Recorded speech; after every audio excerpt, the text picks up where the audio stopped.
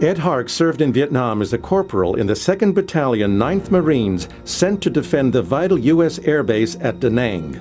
Shortly after arriving in country, Hark was severely wounded in a firefight and almost died. He was awarded 3 Purple Hearts for wounds received in battle. Because the explosion was just terrific. That's the only thing I remember, just like a hot wave hit you and knocked you down. Next thing I knew, I got up and I smelled for the very first time, and I'll never forget it, the smell of a human body that had just been burned. As soon as I realized I'm okay, and the squad leader's grabbing me, saying, "Come on, I gotta check these guys out."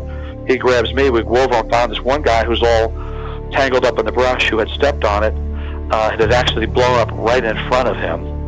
He had a hole in his groin area where his groin used to be. He had his flak jacket on, and he was the worst hit. There were several others that got a shrapnel on him, and they were taken care of.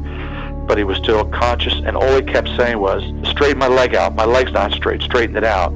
And his leg was straight, but because of, I guess, the massive damage that was done, his brain was telling him there's something wrong with your leg.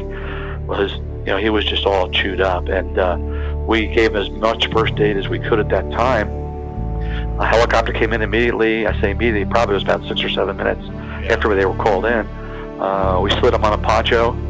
He was still talking. We put him on the helicopter with 2 other folks that got hit that were on either side of me. And he never made it back to Charlie Med. He had died on the plane, the helicopter, just from massive loss of blood. And then I got back, and we're picking up the loose gear. And this is a guy fresh out of the States now. My thought was, okay, now we're done now. We're going to go back to base camp, right? All I hear next is the squad leader saying, "Pick up the loose gear, saddle up, we're moving out." And I just said to myself at that point, I knew I had 1 more year to do there. I said, how am I going to do this for 363 more days?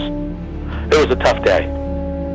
That was the first day, and we had lost 3 guys that were WIA and 1 KIA, and it was my 3 days into operation, and it was very traumatic.